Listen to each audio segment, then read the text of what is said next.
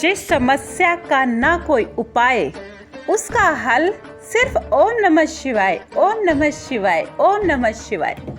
जय भोले की हर हर महादेव, बम बम भोले। आज मैं आपको शनि त्रयोदशी प्रदोष व्रत की कथा सुनाती हूँ। सुनिए। गर्गाचार्य जी ने कहा कि हे महात्मे, आपने शिव शंकर प्रसन्न हेतु समस्त प्रदोष व्रत का वर्णन किया।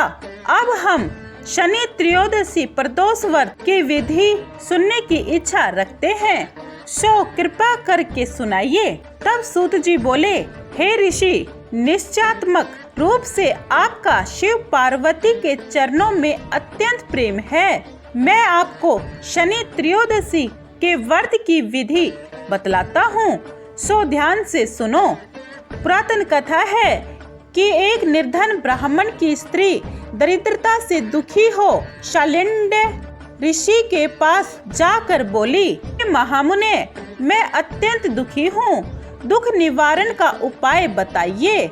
मेरे दोनों पुत्र आपकी शरण में हैं। मेरे ज्येष्ठ पुत्र का नाम धर्म, जो कि राजपुत्र है, और लघु का नाम सूचिवर्त है। हम दरिद्री हैं, आप ही हमारा उद्धार कर सकते हैं। इतनी बात सुन ऋषि ने शिव प्रदोष व्रत करने के लिए कहा। तीनों प्राणी प्रदोष व्रत करने लगे। कुछ समय पश्चात प्रदोष व्रत आया। तीनों ने व्रत का संकल्प लिया। छोटा लड़का, जिसका नाम सूचिवर्त था, एक तालाब पर स्नान करने को गया तो उसे मार्ग में स्वर्ण कलश धन से भरपूर मिला। उसको लेकर वह घर आया। प्रसन्न हो माता से कहा कि माँ, यह धन मार्ग में प्राप्त हुआ है। माता ने धन देखकर शिव महिमा का वर्णन किया। राजपुत्र को अपने पास बुलाकर बोली, देखो पुत्र, यह धन हमें शिवजी की कृपा से प्राप्त हुआ है, अतः प्रसाद के रूप में दोनों पुत्र आधा आधा बांट लो।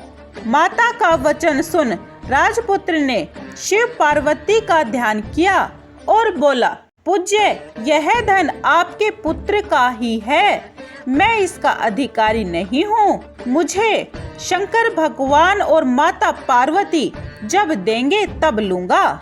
इतना कहकर वह राजपुत्र शंकर जी की पूजा में लग गया। एक दिन दोनों भाइयों का प्रदेश भ्रमण का विचार हुआ।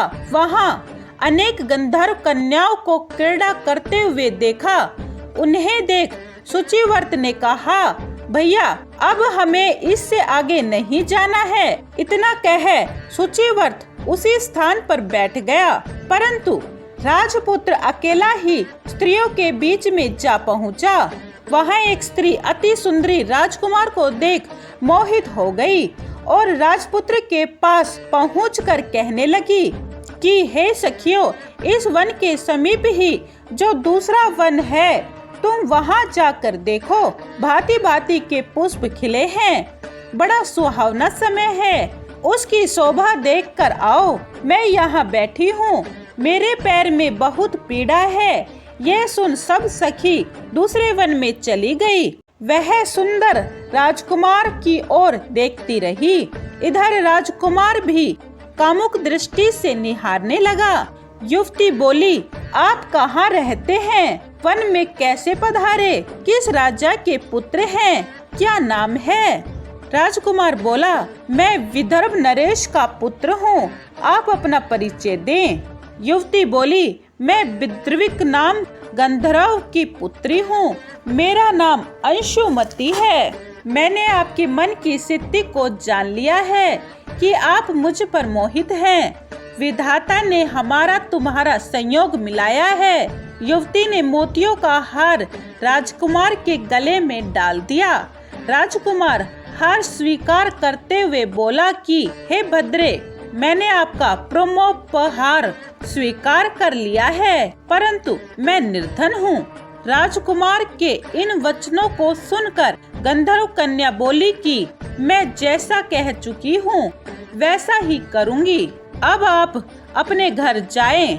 इतना कहकर गंधर्व कन्या सखियों से जा मिली घर जाकर राजकुमार ने शुचिव्रत को सारा वृत्तांत कह सुनाया। जब तीसरा दिन आया, वह राजपुत्र शुचिव्रत को लेकर उसी वन में जा पहुंचा। वहीं गंधर्वराज अपनी कन्या को लेकर आ पहुंचा। इन दोनों राजकुमारों को देख आसन ने कहा कि मैं कैलाश पर गया था।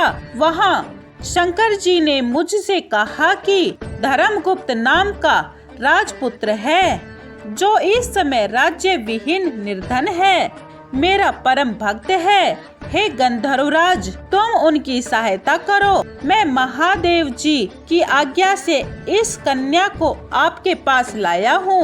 आप इसका निर्वाह करें।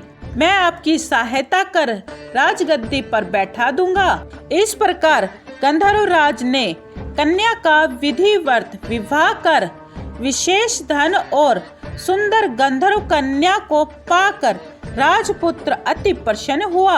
भगवान कृपा से अपने शत्रुओं का दमन करके राज्य का सुख भोगने लगा। जो भी कोई इस व्रत को कहता और सुनता है, उनके सभी मनोरथ पूर्ण होते हैं। जय भोले की हर हर महादेव, बम बम भोले। जय शंकर की।